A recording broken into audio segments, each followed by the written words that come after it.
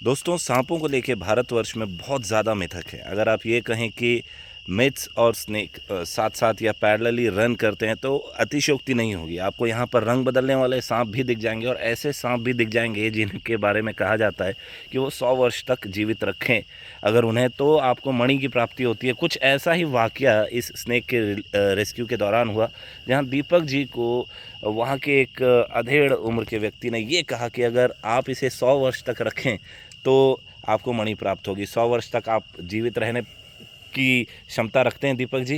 नहीं, नहीं, बिल्कुल नहीं और सर। दोस्तों, same is the case with snake. ये भी वाइल्ड में भी अगर आप देखें तो औसतन इनकी आयु 10 से 15 वर्ष की होती है। कुछ सांप जो हैं वो जी जाते हैं इससे ज़्यादा उम्र तक।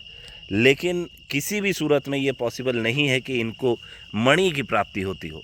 ये स्पेक्टिकल्ड कोबरा है, ज़्यादा बड़ा नहीं है, एक जुवेनाइल अगर आप कहें तो ज़्यादा बेहतर होगा। डिफेंसिव अप्रोच में है क्योंकि ये इस वक्त टेम्परेचर में बढ़ोतरी के कारण निकला होगा भोजन की तलाश में, और ये मेरे मूवमेंट पर या कैमरा के मूवमेंट पर आप कहें तो बहुत ज़्यादा मूवमेंट दिखा रहा है अपना। हम इसे वाइल्ड में रिलीज़ करने आए हैं और इसे रिलीज़ करने के बाद हम दीपक जी से ज़रूर जानना चाहेंगे कि क्या क्या उन्हें कहा गया था जब वो रेस्क्यू करने गए थे। दीपक जी और गणेश जी गए थे, और दोनों से ही हम पूछेंगे कि क्या क्या चीज़ें हुई थी।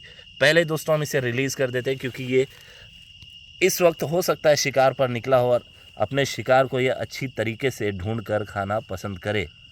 तो स्टिक की सहायता से हम इसे बाहर निकालेंगे।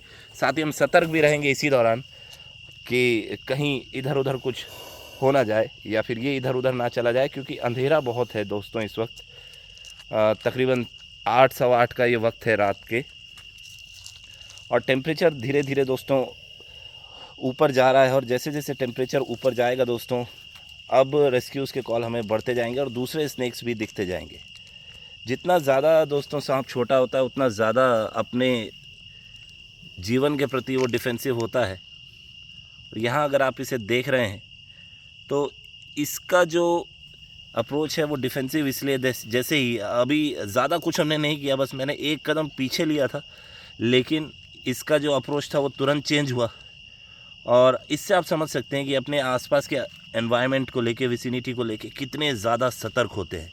तो ये इसी तरह यहाँ रहेगा जब तक हम यहाँ खड़े रहेंगे। तो हम थोड़ा सा इससे नज़रें हटाएंगे, साथ ही एक जो हमारे सहयोगी हैं वो इस पर नज़र बनाए रखेंगे। तब तक हम दीपक जी से पूछते हैं कि जब वो रेस्क्यू करने गए और रेस्क्यू इन्होंने कर लिया तो क्या वहाँ के जो लोकल एक व्यक्ति थे उन्होंने कहा आपसे? दीपक जी। देखिए, सबसे पहले हम वहाँ पहुँचे तो हमें ये बताया कि एक साँप है जो हमारे बेड के नीचे बैठा हुआ है। आप जल्दी से आइए, ले जाइए। जाके देखे तो वहाँ नाग था और काफ़ी गुस्से में था। जी। उन्होंने हम हमारे पहुँचने से पहले ही वो लोग काफ़ी ज़्यादा उसे टॉर्चर कर चुके थे। और एक व्यक्ति थे जो कुछ ना कुछ अंधविश्वास वाली बात कर रहे थे, जैसे कि नागों के 100 साल के बाद उन्हें मणि प्राप्त होना, साथ ही फ़ोटो खींचना, अ, इसे जलाया क्यों जाता है, ये सब उन्होंने बहुत सारी बातें बता दी। लेकिन सभी को हमने बताया कि क्या सच्चाई है उस बारे में, और इसी तरह हमने रेस्क्यू किया और चुपचाप से हम अपने रिलीज़ के लिए आ गए हम। तो दोस्तों ये सारी बातें अक्सर देखने को मिलती हैं, और ये जैसा हमने कहा कि इस वक्त भी ये उसी पोस्चर में, उसी पोजीशन में बना हुआ है।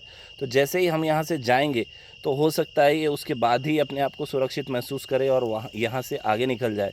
तो दीपक जी, अगेन मैं आप पर आना चाहूँगा कि जब वो ऐसी बातें कर रहे थे तो क्या आपने ये ज़रूरी नहीं समझा कि कोबरा को हाथ में ले लिया जाए या फिर गले में टांग लिया जाए या फिर उसका हेड होल्ड करके कुछ कुछ तो करतब दिखाते आप?